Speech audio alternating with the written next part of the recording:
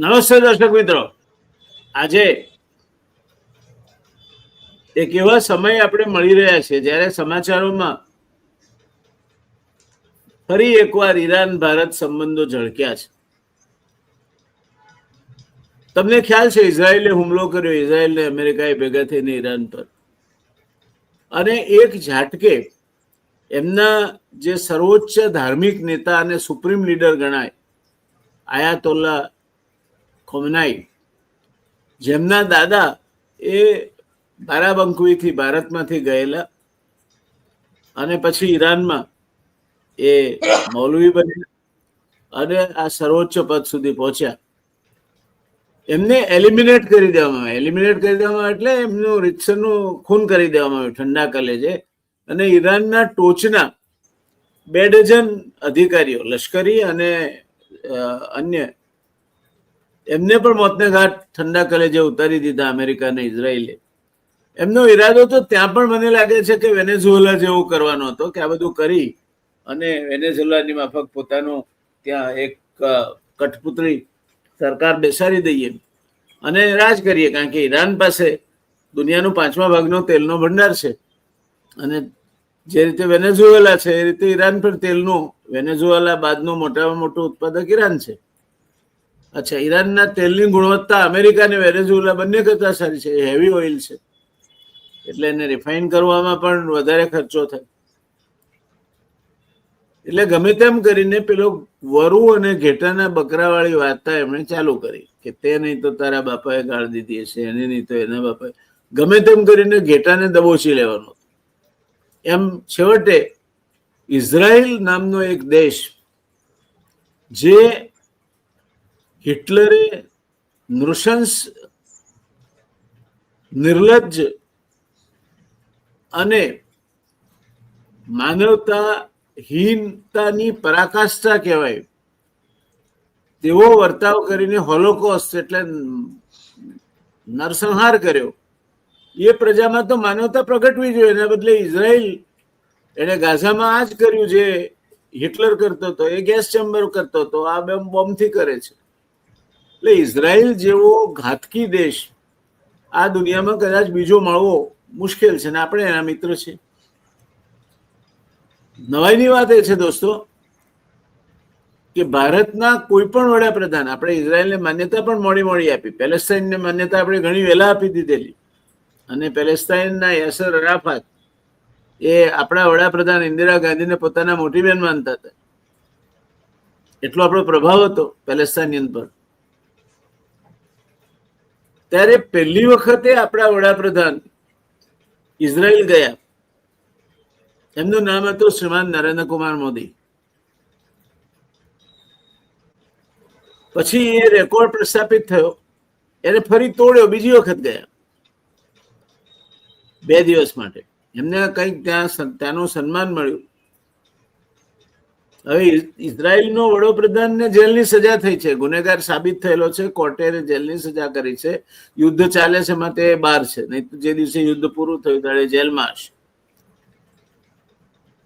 આવ્યા પાછા અને આ ઘટના ઘટી. એટલે કોર્ટમાં જો કોઈ ક્રિમિનલ કેસ લડતો હોય તેમ કે સાંયોગિક પુરાવાને આધારે એવું કહી શકાય કે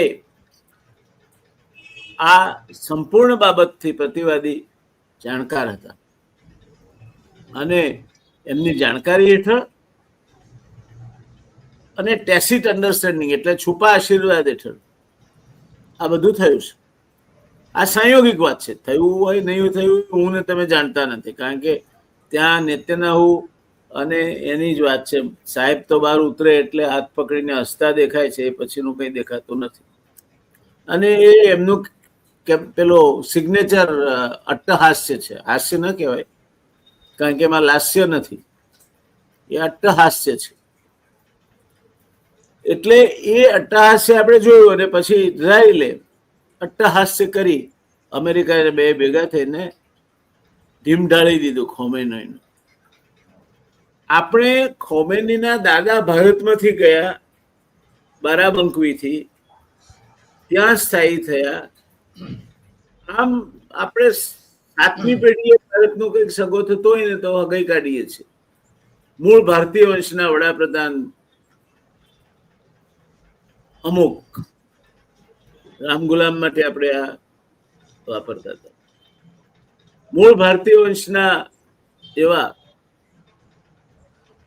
અમેરિકાના ઉપપ્રમુખ અમુક જે એમના ઉપપ્રમુખ પદ દરમિયાન ક્યારે ભારત આવ્યા નહીં, પણ ભારતીય વંશના આપણે ગૌરવ લેવાનું. નવાઈની વાત તો ત્યાં છે. હું મારા બચપણના દિવસો યાદ કરું તો સોની રામાધીન, શિવુ રામગુલામ તો વડાપ્રધાન હતા તેના, પણ સોની રામાધીન કે કાલીચરણ જેવા ખેલાડીઓ વેસ્ટ ઇન્ડિઝમાં ખૂબ સારું રમે કે બોલિંગ કરે ને આપણને હરાવે ત્યારે આપણે મલકાતા ગૌરવ લઈએ કે તો આપણા ભારતીય વંશના છે. પોતાનું ભલું થાય.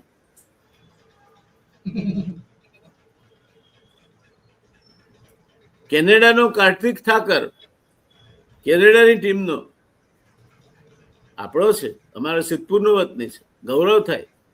પણ એ નથી તમારું. એને નાગરિકત્વ કેનેડાનું સ્વીકાર્યું છે, રાષ્ટ્રગીત કેનેડાનું ગાય છે. એને લશ્કરમાં લડવા જવાનું આવશે તો એ કેનેડાનું રાષ્ટ્રગીત ગાઈને ઉભો રહેશે. જનગણમન અધિનાયક નહીં ગાય. પેલા જમાઈ રહ્યા જ આપણે ઇન્ફોસિસ વાળાને, એમના સગા દીકરીના સગા જમાઈ બ્રિટનના વડાપ્રધાન બને છે. પોરસાઈ જઈએ છીએ આપણે. આપણા છે, જમાઈ છે ભારત. આ માનવા વાળી વેવલી પ્રજા, અને એ વેવલા એટલે આપણે ગુજરાતીઓ. વેવલાપણાની પરાકાષ્ઠા તમારે આ દેશમાં શોધવી હોય તો ગુજરાતી જેવો સારો કોઈ મળે નહીં તમને. હું ગુજરાતી છું એટલે કહી શકું. મને પણ એનું દુઃખ છે કે ગુજરાતીઓ આટલા વેવલા છે. અને ત્યારે ખોમનાઈની હત્યા થઈ.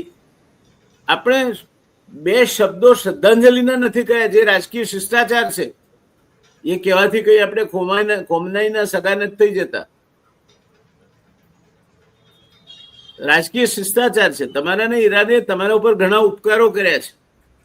યુનાઇટેડ નેશન્સમાં જ્યારે પાકિસ્તાન અને બીજા દેશો તમારા સામે મંડાણ હતા ત્યારે ઈરાને મર્દાનગી બતાવીને તમને ટેકો આપ્યો.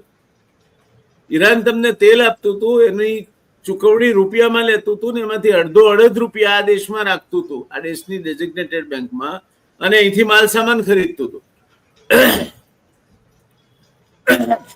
ઈરાને આપણને વિકસાવવા માટે ચાબહાર પોર્ટ આપ્યો હતો, જેને આપણા અત્યારના વડાપ્રધાને એક બહુ મોટી ઉપલબ્ધિ ગણાવી એમની કારકિર્દીની. પણ જતું રહ્યું એને શું ગણવું એ આપણે જોઈએ, એ અલગ વાત છે, પછી નથી બોલતા. ઈરાને આપણને ત્યાં ઓઇલ એક્સપ્લોરેશન માટેનો ઓએનજીસી અને ઓઇલ વિદેશને કોન્ટ્રાક્ટ આપ્યો હતો. ત્યાં રેલવે નાખવાની આપણી સાથે કરાર કર્યા હતા. આ બધું ખોઈ બેઠા આપણે. અને હવે ડાહીમાના દીકરા થઈને જાણે આપણે એકલા જ અનાજ ખાઈએ છીએ, બાકીના બધા ધૂળ ખાય છે, એમ આપણે એક એવી માગણી કરી કે જે આપણી બાલિશતા દર્શાવે છે. બાલિશતા શબ્દ જાણી જોઈને વાપરું છું. આપણી બાલિશતા દર્શાવે છે. કેમ? તો આપણે ઈરાનના વિરુદ્ધ ઇઝરાયલ સાથે બેઠા છીએ. અમેરિકા આપણને કહી શકે છે આપણે અમેરિકાનું ખંડિયું રાજ બની ગયા છે, દેશ નથી કહેતો હવે. I permit for 30 days you buying Russian oil. આ કોને તમે મંજૂરી કોને આપો છો? ભારત સાર્વભૌમિક દેશ છે. 26મી જાન્યુઆરી પ્રજાસત્તાક દિવસ તરીકે ઉજવીએ છીએ, 15મી ઓગસ્ટ સ્વાતંત્ર્ય દિન તરીકે ઉજવીએ છીએ. એને અમને તમે કહો છો દુનિયાનો વસ્તીની દ્રષ્ટિએ સૌથી મોટામાં મોટો દેશ, વસ્તીની દ્રષ્ટિએ દુનિયાની સૌથી મોટામાં મોટી લોકશાહી, એ ભારતને તમે એમ કહો છો કે અમે 30 દિવસ માટે તને રશિયા પાસે, અરે બ્લડી હેલ વિથ ઇટ. કોણ છો તમે કહેવા વાળા? અમે તેલ વગર મરી જવા તૈયાર છે, ગાડામાં મુસાફરી કરવા તૈયાર છે, સાયકલ ફેરવવા તૈયાર છે, પણ આ અપમાન, સાર્વભૌમત્વ ખોઈ નાખવાનું આપણે. અને આ બધું કર્યા પછી પણ રાંધણ ગેસના ભાવમાં ગૃહિણીને બાટલા ઉપર 60 રૂપિયા વધી ગયા. રેસ્ટોરન્ટના ગેસના ભાવમાં પણ સારો એવો વધારો ઝીંકાયો. આ ગેસની વાત છે, કારણ કે ગેસનો પુરવઠો હવે ધીરે ધીરે ઘટતો જવાનો છે. ઈરાનની પાસે આની ચાવી છે.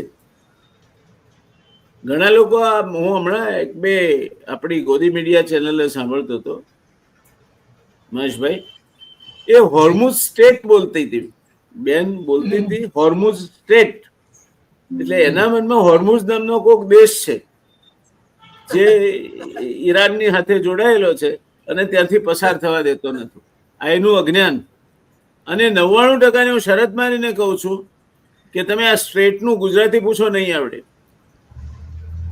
એને સામુદ્ર ધુની કહેવાય. સામુદ્ર ધુની કોને કહેવાય, અખાત કોને કહેવાય ને ભૂશીર કોને કહેવાય, આનો ત્રણનો તફાવત ન જાણતા હોય એવા વિદ્વાનો આપણી વોટ્સએપ યુનિવર્સિટીમાં પીએચડી કરે છે. ત્યારે ઈરાનની જે હોર્મુઝ સ્ટ્રેટ છે એમાંથી 50% તેલ અને ગેસનો પુરવઠો જે ભારત વાપરે છે પસાર થાય છે. આપણને આ ખબર નહોતી. આપણે વાવી મૂકવાની ક્યાં જરૂર હતી? અને હવે આપણે કાલા થઈને લાડ કરવા નીકળ્યા છીએ. વિદેશ મંત્રી જેની 3%ની કિંમત દેશમાં નથી, વિદેશમાં તો શું ઉપજવાનું છે? કોઈ મંત્રીની નથી, કારણ કે વહીવટ બધો પ્રાઇમ મિનિસ્ટર ઓફિસમાંથી ચાલે છે. ત્યારે ભારતના પ્રધાનમંત્રીશ્રીએ પેલે બકા ઠાકોરની એક સોનેટ છે, મહેશભાઈ, મેં ગ્રંથોમાં જીવનપથના સૂચનો ખોળી જોયા, ને તીર્થોના મલિન જળમાં હાડકાં બોળી જોયા. આ બધું કર્યા પછી છેવટે એનું સમાપન કરે છે કવિ. એ કહે છે, મોડી મોડી ખબર પડી બા તું જ છો જ્યોતિધામાં. આ બધું કર્યા પછી મને ખબર પડી કે માં, મોક્ષ તો તારા ચરણોમાં છે. તો તમે મોડી મોડી ખબર પડી કે ઈરાનને તમે નહીં રાજી રાખો તો અમારો આ પુરવઠો તમારો આવશે નહીં. રશિયા તેલ આપશે, ગેસ ક્યાંથી લાવશો? એટલે પ્રધાનમંત્રીશ્રીએ ઈરાનના પ્રધાનમંત્રીશ્રી સાથે વાત કરી. હવે એમના સુપ્રીમ લીડર મરી ગયા, એનું આપણે શ્રદ્ધાંજલિ આપવાનો સમય નથી, પણ હવે ગરજે ગધેડાને બાપ કહેવા નીકળ્યા છીએ આપણે. આ એક કહેવત છે. એટલે કોઈએ ગધેડાને પોતાનો બાપ બનાવવાની જરૂર નથી, અને હોય તો જાહેર કરવાની જરૂર નથી.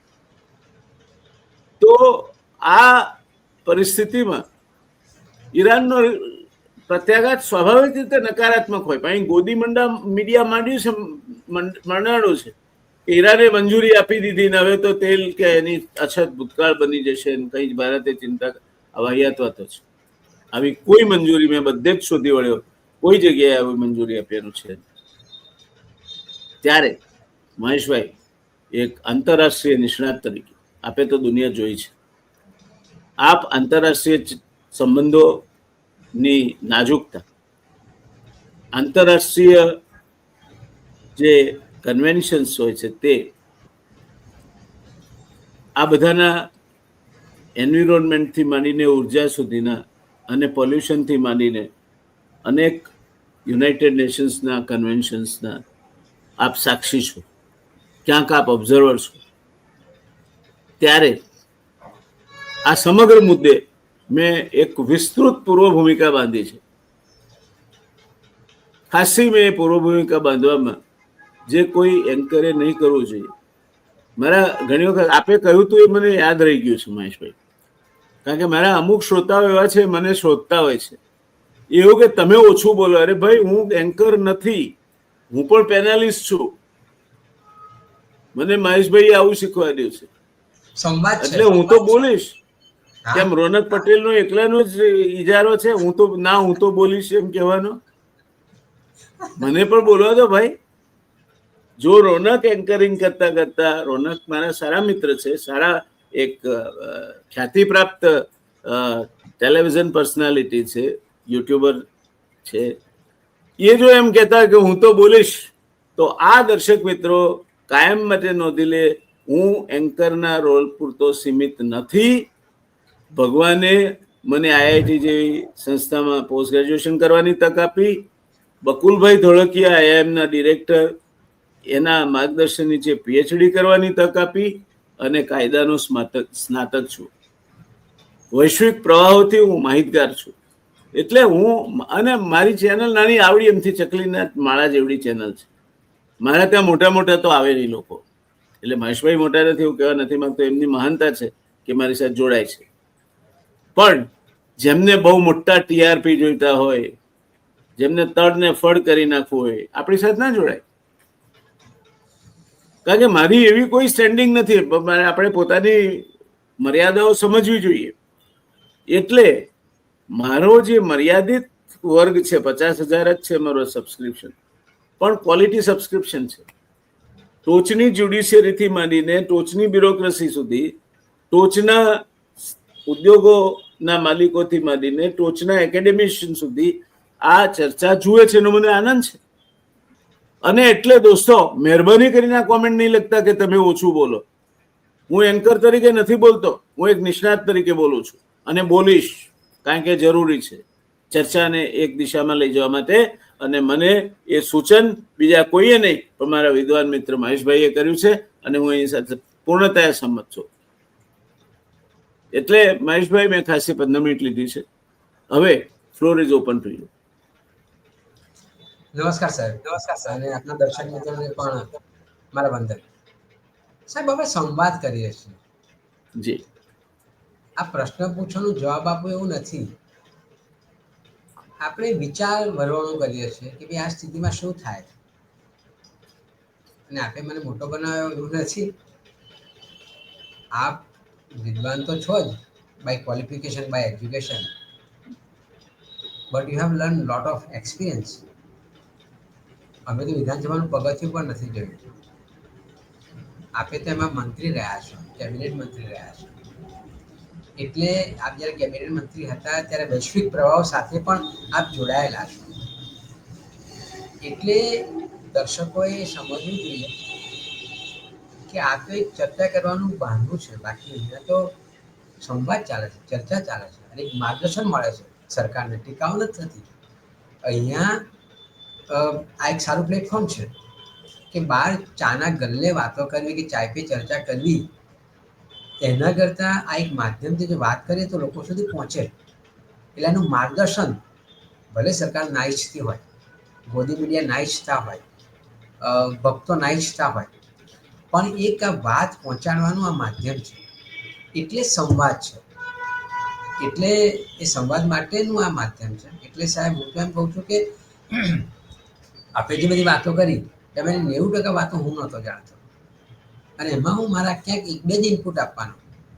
પણ ઇટ ઇઝ એ રિયલ માધ્યમ, real debate to spread out the message across however the concern. અને એ આપણે આ સેવાઓ બજાવી રહ્યા છીએ.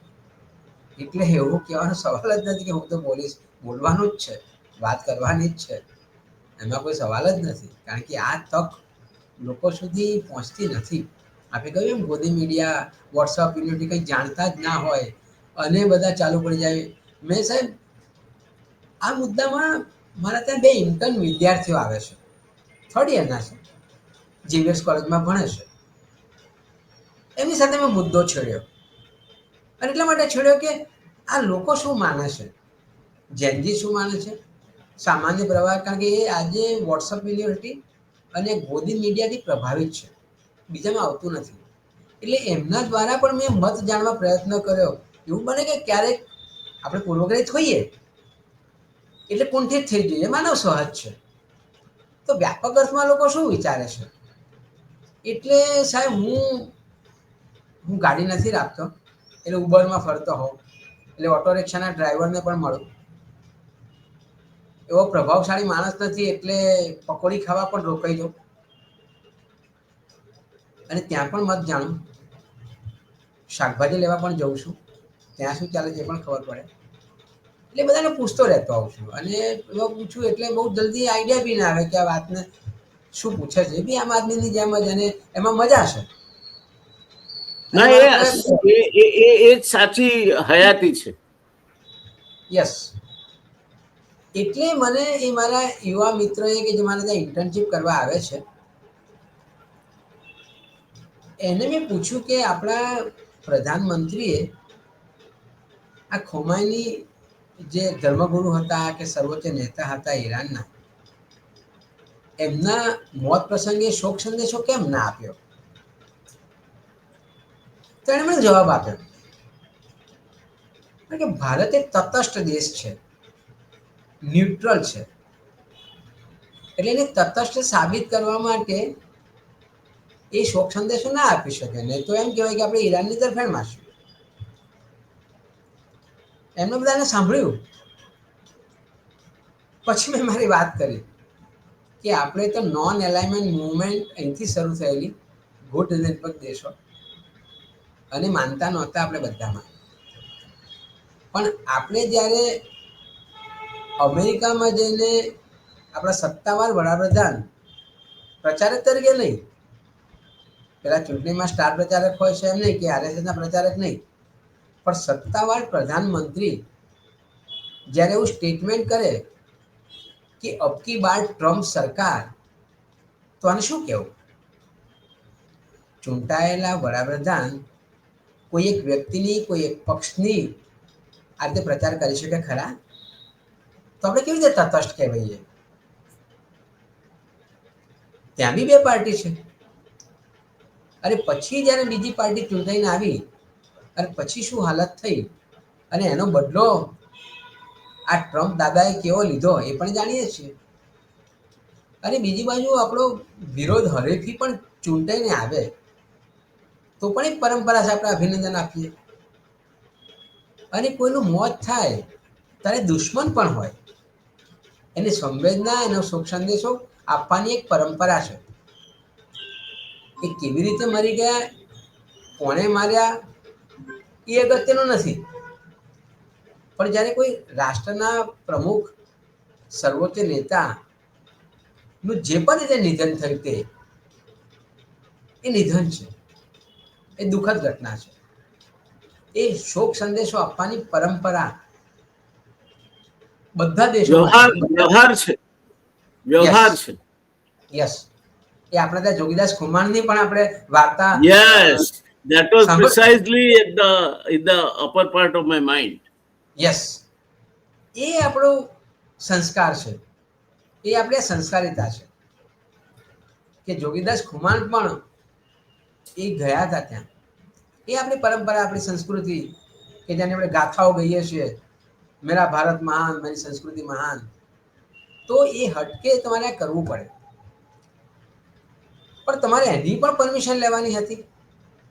પછી બહુ ટીકાઓ થઈ, થોડી મોડી જ્ઞાન થયું, એટલે આપણા વિદેશ સચિવ, નોટ મિનિસ્ટર, વિદેશ સચિવ એમ્બેસીમાં જઈને એ ચોપડીમાં હસ્તાક્ષર આપે છે. અને એટલે એનો મતલબ એવો થયો કે તમારા સંબંધો ઈરાન સાથે નથી અને તમે દુશ્મનાવટ ઊભી કરી દીધી છે. જે મિત્રતા હતી ઈરાન સાથે તમારી, તમે ત્યાં પોર્ટ બનાવી આવ્યું, તમે રેલવે લાઈન વાત કરી, આ બધું કર્યું તમે, એટલે સારા સંબંધો હતા એટલે કર્યું.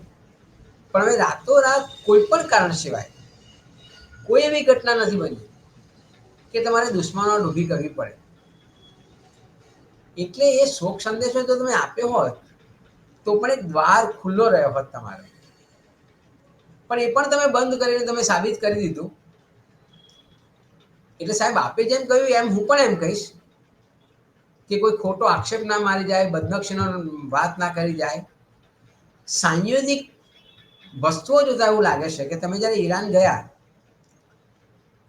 અને મધરલેન્ડ ને ફાધરલેન્ડ ની વાતો કરી, પેલા કે મારા મોટા ભાઈ છે એવી વાત કરી. ફાધરલેન્ડ સામે મને વાંધો છે. તમે માં તો મહેશભાઈ, માં છે ને, માતૃ સ્વરૂપા, શક્તિ સ્વરૂપા, એને હંમેશા કોઈને પણ આપણે એક પૂજ્ય ભાવ, પણ બાપ કઈ રીતે લઈ શકાય વેચાતો? યાર, તમે ઇઝરાયલને તમારો બાપ કઈ રીતે બનાવી શકો? એટલે ભારત માતાનો ધણી થયો એવું થાય અર્થ એનો. એમ જ થાય ને અત્યારે મધરલેન્ડ અને કહો ને એવું ફાધરલેન્ડ કહો, એનાથી વધારે ગાળ ભારત માતાને બીજી કઈ દઈ શકાય? એટલે આ ઇઝરાયલ ઇઝ માય ફાધરલેન્ડ. શબ્દોના વ્યભિચારમાં પણ તમારે વિવેક રાખવો જોઈએ. વિવેક તમે જાળવવો બધા જોઈએ. જોડકણા જોડો છો, એ બધે જોડકણાઓ ના જોડાય. આ ઠીક નથી કરતા.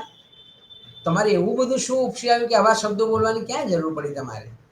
ફાધરલેન્ડ ને મધરલેન્ડ ને આ ને તે બધું. એટલે એ હદે તમે ગયા.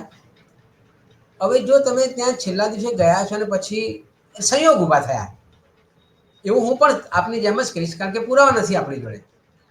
પણ લોજિકલી આપણે એમ જોઈ શકીએ કે ત્યાં ગયા, સારા મિત્ર હતા. એટલે જો સારા મિત્ર હતા તો મિત્રએ કાનમાં ફૂંક મારવી જોઈતી હતી કે 2 દિવસ પછી અમારું આવું આયોજન છે અને અમે ઈરાન પર હુમલો કરવાના છે. એ મિત્ર કહેવાય. પણ તમારી સાથે લાલ જાજમ પાથરે છે, તમે પેલો રૂમાલ ને અને મેચ કરો છો, આ બધી આટલી સરસ એ વાતો તો કરો ને અઠાશી કરો તમે. કેવું ઘાતકી લાગે છે. એટલે એટલે કેટલી હદે આપણે ગયા છે કે આ સંબંધો, તમારા વૈશ્વિક સંબંધો આમ આમ થાય. તમે કારમાં બેસો, ફોટા પડાવો, આ વિદેશ નીતિ તમારી. આ કેવું? એટલે વિદેશ નીતિમાં અઠાસ્ય કરો અને ફોટા અને પાછા કોઈક વાણી કરીને ચલાવે છે. નામ નથી દેવું મારે, એક બુદ્ધિ મીડિયા જ છે. એ પણ કહે છે કે આ એક જાતની વિદેશ નીતિ છે. જુદા જુદા દેશના વડાઓ એમની સાથે તો મતિ ભ્રમ કારમાં, થઈ ગઈ છે. આ જે ભક્તો છે ને, જી, એમની મતિ બેર મારી ગઈ છે. એમના માટે દેશ હિત અગત્યનું હવે રહ્યું જ નથી. એટલે તમે કોઈને પરાણે માથે પડો અને અઠાસ્ય કરો, આ વિદેશ નથી. એટલે એ જો સાચા મિત્ર હતા ઇઝરાયલ વાળા, તો એમણે ભારતને ફૂંક મારવી જોઈતી હતી કે 2 દિવસ પછી અમે આવું આયોજન કરવાના છીએ. એટલે તમારે જે કંઈ,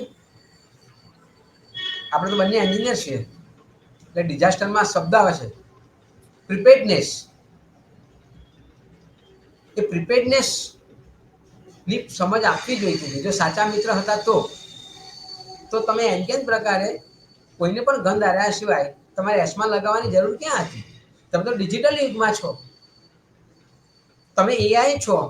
તમે એઆઈ થી બધું થઈ જશે 2047માં એવો દાવો કરો છો. તો તમારા એઆઈ ના માધ્યમથી તમારા, આજે મારે ગેસનો બાટલો નોંધાવે છે, બધું ઓનલાઈન જ છે. એટલે ઓનલાઈનથી બધા જ ડેટા તમારી પાસે છે. એ સંજોગોમાં તમે એસમાં લગાવીને સાબિત કરવા શું માંગો છો? તારે પ્રિપેરનેસ તો હોવી જોઈએ. અને you have all kind of data. તમે ઈડીની રેડ એટલે તો પાડો છો કે તમારી જોડે માહિતીઓ છે.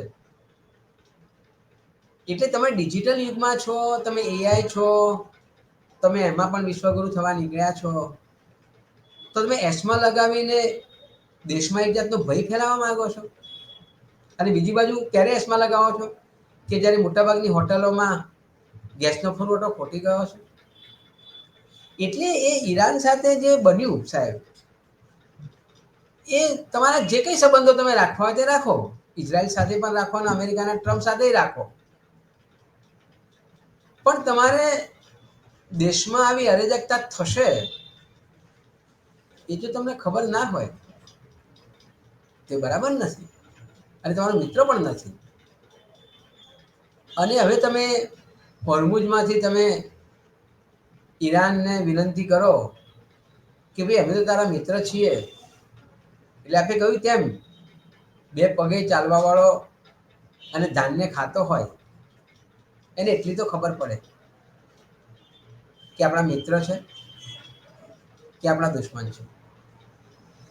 તમે શોક સંદેશો પાઠવવામાં પણ જો ગભરાતા હો, તમને બીક લાગતી હોય, અથવા તો તમે એમની પડખે છો, આ 2 વસ્તુ છે.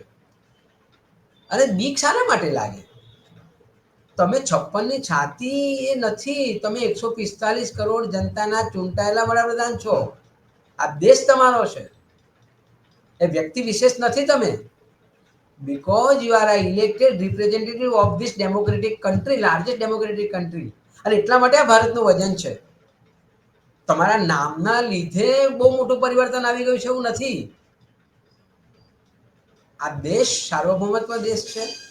પ્રજાસત્તાક દેશ છે, મોટી લોકશાહીનો દેશ છે, અને એટલા માટે તમારી ગણના થાય છે કે મને સારું હાસ્ય કરતા આવડે છે, મને કારમાં બેસી જતા આવડે છે, મને હગ કરતા આવડે છે, મને અંગત પ્રશ્નો પૂછવામાં રસ છે, એટલે મારી દેશની નીતિ બની જશે બરાબર. આ નથી. આ તમારા દેશની મોટી પ્રગતિ જે અત્યાર સુધી થઈ છે અને એનું વજન છે, અને એની ઉપર તમે રમત રમો છો. તમે વ્યક્તિ વિશેષ નથી કે તમારા નામના પ્રભાવના લીધે કે તમે જોડકણા કરો છો એના લીધે આખી દુનિયા તમારી પ્રભાવિત થઈ ગઈ છે. પછી ઇન્સ્ટાગ્રામમાં તમારા આટલા બધા ફોલોઅર છે. અરે ભાઈ, આ દેશ મોટો છે, ફોલોઅર તમારા વધારે જ હોય. ભૂતાનના રાજાના ફોલોઅર તમારા જેટલા કેટલા કેવી રીતે હોઈ શકે? કે નેપાળના વડાપ્રધાનના ફોલોઅર કેવી રીતે હોઈ શકે? તમે 145 કરોડના પ્રતિનિધિ છો, એટલે સ્વાભાવિક છે કે તમારા ભક્તજનો હોય. તમે ટકાવારીમાં ગણો ને, ટકાવારીમાં ગણો તો તમને ખબર પડે કે તમારા ભક્તગણો કેટલા છે, તમારા ફોલોઅર્સ કેટલા છે. ભૂતાનનો વડાપ્રધાન એમ કેવી રીતે કે મારી પાર્ટી દુનિયાની સૌથી મોટી પાર્ટી છે? એની વસ્તી જ નથી. તો તમારી વસ્તી વધારે છે એટલે તમે એમ કહો વિશ્વમાં સૌથી મોટી રાજકીય પાર્ટી છે. આ ભ્રમિત કરી રહ્યા છો. દેશ જ મોટો છે અને એટલે એના આંકડા મોટા આવે. તમે ટકાવારી માંગો તો જો સમજાય, તો ટકાવારીમાં તમે કહો તો ભૂતાનમાં કેટલી લોકચાહના છે કે નેપાળમાં કેટલી લોકચાહના છે એ ખબર પડે. પણ તમે સંખ્યાના ન્યુમેરિકલ જો તમે વાત કરતા હો તો તમે અમારા દેશના લોકોને કાં પાગલ સમજ્યા છો અથવા તો ખરા અર્થમાં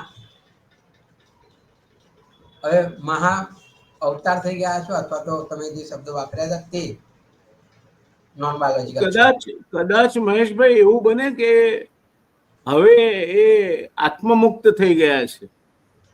હું એ તો કહી રહ્યો છું સાહેબ, બિલકુલ. અને એવું બને કારણ કે તમે એવું ઊભા કરતા કરતા તમે એવા સ્ટેજે પ્રવેશી જાઓ છો, ઇન્ટરનલાઇઝ થઈ જાઓ છો કે નાવ આમાં સેલ્ફ આમાં ગોડ એવું એ ભ્રમિત પોતે થવાય. માનતા થઈ ગયા છે. બિલકુલ. કારણ કે પોતે જ ઉભી કરી જાણવા એ થતું હોય છે એવું. અને એટલે સાહેબ તમે અત્યારે ઈરાનની જે તમે આજીજી કરી રહ્યા છો, તો ઈરાન કેવી રીતે માને? અને આપણે સરસ ભૂમિકા બાંધી કે તમે ભારતના મૂળ હોય, વંશજ હો, તેમ છતાં જે દેશમાં પ્રતિનિધિત્વ કરો છો એ દેશનું જ એ રાષ્ટ્રગીત ગાય છે, એ દેશની તરફેણમાં જ હોય. એ બહુ સ્વાભાવિક છે. અને એવી વખતે તમે આ જ્યારે દલીલ લઈને નીકળ્યા છો તો ઈરાન સ્વાભાવિક ના માને. આપણે આશા રાખીએ, પ્રાર્થના બી કરીએ કે ભાઈ કદાચ ઈરાન છોરું કસોરું થાય, માવતર કમાવતર ના થાય, અથવા તો ભૂલ થઈ ગઈ હતી એમ કરીને દેશના હિતમાં જો ગેસનો પુરવઠો આપે કે તેલ આપે તો આપણે બી પ્રાર્થના કરીએ કે એવી સદબુદ્ધિ આપે ઈરાનને કે ભાઈ જવા દો, એ અમારી થોડી નાની મોટી ભૂલ હતી, ગેરસમજ હતી, પણ દેશના હિતમાં જો આવું થાય તો બહુ ઉત્તમ. પણ રાજકીય રીતે શક્ય નથી સાહેબ. આ રાજકીય રીતે શક્ય નથી. આપણે તો આપણા દેશના હિત માટે વિચારીએ એટલે પ્રાર્થના કરીએ કે ભાઈ થોડી વાર માટે કુબુદ્ધિ આપી દો ઈરાનને અને ભૂલી જાય અને આપણા દેશની ફેવરમાં એ તેલના ઓઇલ ટેન્કરો આપવા દે, એવી આપણે પ્રાર્થના કરીએ કે તમે ને હું આ દેશના લોકો માટે છે ને દેશનું હિત ધરાવીએ છીએ. પણ એવું થાય નહીં. રાજકીય રીતે શક્ય નથી. કારણ કે તમે ક્લિયર કટ મેસેજ આપ્યો છે કે અમે તમારા દુશ્મન છીએ. શોક સંદેશો તો ન્યુટ્રલ બાબત છે, એ જો તમે ના આપી શકતા હોય અને તમારા વિદેશ સચિવ, વિદેશ મંત્રી પણ નહીં, વિદેશ સચિવ જ્યારે બુકમાં સહી કરવા જતા હોય એ સમજ તો બધાને યોગ્ય પડે. નથી, યોગ્ય એ નથી. યોગ્ય અને નથી. પછી તમે અપેક્ષા રાખો. અને મહેશભાઈ બહુ સાચી વાત કહી તમે. આજે ઋષિ સુનક બ્રિટનના વડાપ્રધાન બન્યા, તો એ રાષ્ટ્રગીત ગવાતું હોય ત્યારે પોતાનો ડાબો હાથ જમણી બાજુ રાખીને કોનું રાષ્ટ્રગીત ગાય? જનગણમન અધિનાયક ગાય. સ્વાભાવિક એ છે કે બ્રિટનનું એમના રાષ્ટ્રગીત ગાવાના છે. યસ. કમલા હેરિસ એ અમેરિકાનું રાષ્ટ્રગીત ગાવાના છે. શિવુરામ ગુલામ એ મોરેશિયસનું રાષ્ટ્રગીત ગાવાના છે. તમે ઓળઘોળ થઈ જાઓ છો તો કોને મૂર્ખ બનાવવાના ધંધા માંડ્યા તમે? અને આજે તમારું માધ્યમ છે અને તમારી હાજરી છે એટલે એક બીજી સ્પષ્ટતા કરી લઉં, અનધિકૃત ચેષ્ટા કરીને પણ જ્યારે સાહેબના સરકારના, મારે નરેન્દ્રભાઈ સાથે કોઈ જ વાંધો નથી, નરેન્દ્રભાઈ માટે હું શુભકામનાઓ ધરાવું છું, એમનું સર્વથા કલ્યાણ થાય, એ જેને લાયક હોય હજુ પણ વધારે મળવાનું હોય તો મળે, એ બધું બરાબર છે. પણ એમના કેટલાક ભક્તો જે આપણી ચેનલ જોયા પછી કોમેન્ટ કરે છે કે હું સત્તા લાલસામાં ભાજપ છોડીને કોંગ્રેસમાં ગયો છું, તો મારે આ બુદ્ધિના બ્રહ્મચારીઓને સમજાવવાનું છે કે સત્તા લાલસામાં તો કોંગ્રેસ છોડીને ભાજપમાં આવે છે લોકો, ત્યાં મંત્રી બનાય છે. Exactly, yes. આજે તમે અર્જુનભાઈ મોઢવાડિયાથી માંડીને બધા જ કોંગ્રેસમાંથી જયેશ રાદડિયા અને ઇવન અમારા ઉદ્યોગ મંત્રી બળવંતસિંહ રાજપૂત ક્યાંથી આવ્યા? તો સત્તા લાલસા હોત તો ભાજપમાં પડ્યો રહ્યો હોત. બિલકુલ. મને સ્મૃતિબેન જ્યારે મંત્રી હતા HRD ના, ત્યારે એમનો એક ફોન આવ્યો કે નોર્થ ઇસ્ટર્ન ડેવલપમેન્ટ કાઉન્સિલનો મને ચેરમેન બનાવવાનો પ્રધાનમંત્રીશ્રીની ઈચ્છા છે. મેં બહુ નમ્રતાપૂર્વક ના પાડી હતી કે ગુજરાત સિવાય બહાર જવાની મારી ઈચ્છા નથી. પ્રયત્ન કરી શક્યો હતો, ગવર્નર બનવા પ્રયત્ન કરી શક્યો હોત, રાજ્યસભામાં જવા પ્રયત્ન કરી શક્યો હોત, પણ એ માટે મારે ભારતીય જનતા પાર્ટીમાં હોવું જરૂરી હતી, કોંગ્રેસમાં નહીં. કોંગ્રેસ પાસે અત્યારે કશું નથી. ત્યારે એવી કઈ સત્તા લાલસાથી દોરાઈને હું કોંગ્રેસમાં આવ્યો છું? એટલે આ બુદ્ધિના બળદિયાઓને મારે કહેવું છે કે જરાક તો કાંઈક તમારું મગજ ઠેકાણે રાખો, જરાક તો ઠેકાણે રાખો, તટસ્થતાપૂર્વક વિચારીને વાત કરો. હું જે તમારા હિતની છે વાત કરું છું, તમને નથી ગમતી, તમે એવા 5% છો, 95% લોકોને ગમે છે. આજે ગૃહિણીનો 60% ગેસનો બાટલો મોંઘો થયો, તમારા ઘરમાં પણ તમારા પત્નીને પૂછો, તમે ગમે તેટલા ભક્ત હશો તો એના બજેટમાં એટલો ભાર વધ્યો છે. છોકરાઓ માટે ખર્ચ કરતો છે એમાંથી 60 રૂપિયા કપાશે, શાકભાજી કદાચ એટલું પૌષ્ટિક ઘરમાં ઓછું આવશે. આવી કેવી ભક્તિ તમારી કે તમારા સામે સૂર્ય ઉગ્યો હોય અને તમે મને અપેક્ષા રાખો કે ના ચંદ્ર ઉગ્યો છે એવું કહું તો હું સત્તા લાલસા નથી રાખતો. મારે કઈ સત્તા લાલસા છે? મને 79 વર્ષ થયા અને ગુજરાતની પ્રજાએ શું મને નથી આપ્યું, આજે શું નથી આપતી?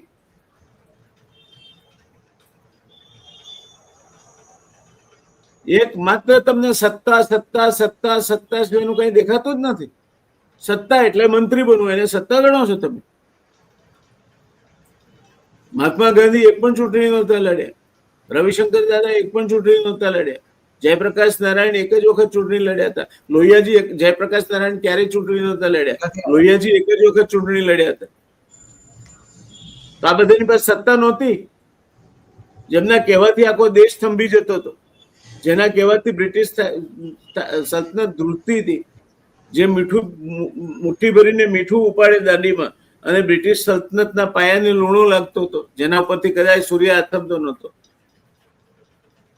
તમને શું અધિકાર છે કોઈના સામે આગળ ચીધવાનો? અને કઈ સત્તા લાલસા મને અહીં ખેંચી લાવી છે? જો સત્તા લાલસા હોત તો જે દિવસે કેશુભાઈ જૂઠું બોલ્યા તે દિવસે તમે જૂઠા છો કહીને મેં રાજીનામું ના આપ્યું હોત, એમની સાથે સમાધાન કરી લીધું હોત તો મંત્રીમંડળમાં ચાલુ રહ્યો હોત. એને સત્તા લાલસા કહેવાય. મેં બીજા સમાધાનો કર્યા હોત તો મંત્રીમંડળમાં ચાલ્યું રહ્યો હોત, એને સત્તા લાલસા કહેવાય. એ નથી કર્યા. મેં હંમેશા એવું માન્યું છે કે નર્મદા યોજના સૌની છે અને એટલે હું એને ભાજપની યોજના ન બનાવી શક્યો. જો એ કોમ્પ્રોમાઇઝ મેં કર્યું હોત તો ગમત. એને સત્તા લાલસા કહેવાય. શેને સત્તા લાલસા કહો છો? હું તો તમારા માટે બોલું છું, તમારો અવાજ છું. અને સાચું લાગે તો લો, મારી પાસે કોઈ સત્તા તો છે નહીં. તમને વાત લાગે કે ના માણસ બરાબર વાત નથી કરતો તો તમે બીજી વાર મને સાંભળવાના નથી. પણ મારા દર્શક મિત્રોનો પણ એમાં હું એટલો જ વાંક જોઉં છું કે એ આવા માણસોને ચલાવી લે છે. જૂઠની સાથે ઉભા રહેવું અસત્યની સાથે ઉભા રહેવું એ પણ. મહાભારતમાં જ્યારે દ્રૌપદીનું વસ્ત્રાહરણ થયું ત્યારે કમસે કમ કેટલાક માણસો એવા હતા કે જેમણે હુંકારો કર્યો હોત ને તો આ એમની કુળવધુની લાજ બચી ગઈ હોત. ત્યાં મહાસમર્થ ભીષ્મ પિતામહ બેઠા હતા, સૌના વડીલ એવા ધૃતરાષ્ટ્ર બેઠા હતા, દ્રોણ અને કૃપાચાર્ય બેઠા હતા, મહાબલી કર્ણ બેઠો હતો, બધાના મોં સુવાઈ ગયા હતા. જ્યારે અધર્મના પક્ષે તમે મોં સીવી લો છો ત્યારે મહાભારત થાય છે. અને મહાભારતનું એક જ આઉટકમ થાય, એને છેવટે અંત એક જ હોય છે, એ સર્વનાશ તરફ દોરી જાય છે, કારણ કે કોઈ બોલતું નથી. એટલે અમે કે મહેશભાઈ અમને કંઈ કોઈ કશું આપી નથી દેવાનું, નુકસાન છે, ફાયદો નથી. એને વટાવવું હોય તો ઘણા રસ્તા હતા, નથી વટાવ્યું. એક દાખલો શોધીને બતાવો, જાહેરમાં કહું છું. તમે સમાધાન સત્તાલાલ શાહ હોત ને તો મારો મત વિસ્તાર જ્યાંથી હું હારી જ ન શકું, એમાં મને જે મત આપતા હતા એ 14 ગામો ઊંઝા વિસ્તારમાં કાપીને ભેળવી દેવાયા જ્યાં જરૂર નહોતી એમની. અને મારા સાથે 36 ગામ એવા જોડ્યા જે કોંગ્રેસની વોટ બેંક હતી. કોણે કર્યું આ પાપ? કોની સત્તા લાલસા? કોને બીક લાગતી હતી? શું હતી તકલીફ? મોંમાં આગળ નાખીને શું કરવા બોલાવો છો ભાઈ તમે? ગોળના રવા પર બેસીને ઢેફે ઢેફે ગોળ ખાનારા તમે મને કેવા નીકળ્યા છો કે તમે કાંકરી ગોળ ખાધો છે એટલે તમારા મોઢામાં મીઠાશ છે? What nonsense! તમારા જ આરાધ્ય દેવે મને સર્ટિફિકેટ આપ્યું છે કે મારી પાસે મંત્રી કરતા પણ વધારે સત્તાઓ હતી. અને જો તમારી ફરમાઈશ આવશે તો એ ક્લિપ મૂકવા તૈયાર છું. છે મારી પાસે ક્લિપ એમના ભાષણની. હું આ કરું છું એનું એક જ કારણ છે, મારું વતન છે. ભગવાને મને જે કંઈ કામ માટે મોકલ્યો છે એ કામમાં એ સવારે ભૂખ્યા ઉઠાડે છે, રાત્રે ભૂખ્યા સુવાડતો નથી. અને ત્યાં સુધી હું કરતો રહીશ જ્યાં સુધી તમે મને સાંભળો છો. જ્યાં સુધી મહેશભાઈ જેવા મારા પેનલમાં ડિસ્કશન માટે આવે છે, જ્યાં સુધી એ બધાનું લાગણી અને મોહબ્બત મને મળે છે. હું એક જ ને વફાદાર છું. આ મારી સત્તાલાલ સાથ છે, આજે જાહેરમાં કહી દઉં છું. મારી સત્તા લાલસા છે, મારે પણ કંઈક પામવું છે. અને એ સત્તા લાલસા એક દિવસ જે પરમ કૃપાળુ પરમાત્માએ મને અહીં મોકલ્યો છે એના તેજપુંજમાં ભળી જવાની છે. એથી ઓછી પણ નહીં, એથી વધારે પણ નહીં. આ સત્તા લાલસા છે મારી, નથી એવું નહીં. અને હોવી પણ જોઈએ, પણ કયા એંગલથી છે એ અગત્યનું છે. એટલે મહેશભાઈ વારે ઘડીએ તમે વધારે બોલો છો, ના ગમે, તમને ત્યાં ભાજપમાં ના મળ્યું એટલે સત્તા લાલસાના કારણે તમે ભાજપ છોડીને કોંગ્રેસમાં જો. કોંગ્રેસ શું આપી દીધું મને? અને કોંગ્રેસ શું આપી શકવાની સ્થિતિમાં છે તો વિચારો. આજે ગુજરાતમાં કોંગ્રેસ મને કશું આપવા ધારે તો આપી શકે એમ છે ખરી? ના. અને ત્યાં પણ આ બધું કાગડા બધે કાળા છે. ત્યાં બધે હંસોના ટોળા ભેગા નથી થયા. જાહેર જીવનમાં રહેવું છે, એક પ્લેટફોર્મ પરથી વાત કરવી છે. માટે કોંગ્રેસને પસંદ કરી કારણ કે નેશનલ પાર્ટી હતી. કોંગ્રેસ મને કશું આપી દેવાની નહોતી. કોઈ સોદો નથી કર્યો મેં કોંગ્રેસ સાથે. મારે કશું જ નથી જોઈતું કોંગ્રેસ પાસે. મને આપનાર 1000 હાથવાળો છે, એનાથી નીચે નહીં. કોઈની પાસે હાથ ફેલાવાની, લંબાવવાની કે નમવાની મારી તૈયારી નથી. અને એટલે આ જે ઈરાન સાથેનું જે થયું છે એને સમાપન તરફ લઈ જઈએ તો દેશને બહુ મોટી તકલીફો પડશે. હજુ ગેસની તંગીની શરૂઆત થઈ છે. એમાં એક વાત કહેવી છે જી, કે જ્યારે અમેરિકા એક મહાસત્તા છે અને અમેરિકાએ એના ચૂંટણી ઢંઢેરામાં ડ્રીલ બેબી ડ્રીલ શબ્દ વાપર્યો, ત્યારે આપણે સમજવાની જરૂર હતી. જ્યારે પેરિસ એગ્રીમેન્ટમાં ખસી જવાની વાત કરી, ફોસાઇલ ફ્યુઅલ ઘટાડવાની વાત છે પેરિસ એગ્રીમેન્ટમાં, ત્યારે ડ્રીલ બેબી ડ્રીલ જ્યારે કહેવાતું હોય ત્યારે આપણા દેશે પણ ચેતવાની જરૂર હતી. શપથવિધિ સમારંભમાં વડાપ્રધાનશ્રીને નહીં બોલાવીને મુકેશ અંબાણીને બોલાવી એક તર્ક બેસાડવાની જરૂર હતી. આના માટે તમારે બધા ચૂંટાયેલા પ્રતિનિધિઓ છે, વિપક્ષો એટલે દેશદ્રોહીઓ છે, દેશની બદનામી કરે છે એવું નથી. તો જ્યારે વિદેશ નીતિ બનાવી હોય તો એમને વિશ્વાસમાં લેવાની જરૂર હતી, અને એના ઘણા રસ્તા છે. માત્ર પાર્લામેન્ટમાં ચર્ચા કરવાની જરૂર નથી, તમે બીજી રીતે પણ કરી શકો. પણ વિપક્ષોને પણ વિશ્વાસમાં લો કે આ દેશ છે, પણ તમારે જો એની ઉપર રાજનીતિ કરવી હોય અને ચૂંટણી જીતવી જેવી હોય, દેશનું જે થવું હોય તે થાય, લોકોને ભ્રમિત કરો જીતી જાઓ, તો પછી આ દશા થાય. અને મીડિયા તમારી જોડે છે, વાજિંત્ર તમારી જોડે છે, બીજા સુર આવવાના નથી, એટલે ચૂંટણી જીતી જઈશું. અને ચૂંટણી જીતી જાય, પાર્લામેન્ટમાં બહુમતી હોય એટલે બધું પાસ કરી શકો, તમે બીજા હથિયાર કરીને આંદોલનો તોડી શકો, તમે સુપ્રીમ કોર્ટને પણ ક્યાંક કેટલીક અંશે બધી જ સંસ્થાઓ એના વર્તનો શંકાથી પર નથી. એટલે સાહેબ તમારે આ જ્યારે વિશ્વગુરુ થવું હોય તો આ બધા સંકેતો જોવાની જરૂર છે. તમારે શું બોલવું, કેટલું બોલવું, કેવી રીતે બોલવું એ જરૂર છે. આજે જે ભોગવી રહ્યા છે તેનું આ કારણ છે. આશા રાખીએ કે આવું નહીં થાય, યુદ્ધ જલ્દી પતી જાય. ઈરાન આપણે એવી આશા રાખીએ કે આ બધું જતું કરીને આપે મંજૂરી. બિલકુલ. જો અમેરિકાનો પ્રમુખ લુખ્ખી મંજૂરી આપી શકતો હોય કે તારા ખર્ચે ને જોખમે જ્યાં રશિયા પાસેથી ખરીદી લે છે, તો અહીંયા તો ખરેખર આપી શકે એમ છે, તમને મદદ કરી શકે એમ છે. તો આપણે ઈચ્છીએ દેશ હિતમાં કે ઈરાન વડાપ્રધાનની વિનંતી સાથે સંમત થાય અને હોર્મુઝમાંથી આપણી ઓઇલ અને ગેસને આવવા દે. આ દેશમાં મોંઘવારી ના વધે, ગેસની તંગી ઊભી ન થાય અને બળતણ મોંઘું ન થાય. તો એવા એક આશાવાદ સાથે, ઈશ્વરને પ્રાર્થના સાથે આપણે આજની વાત પૂરી કરીશું.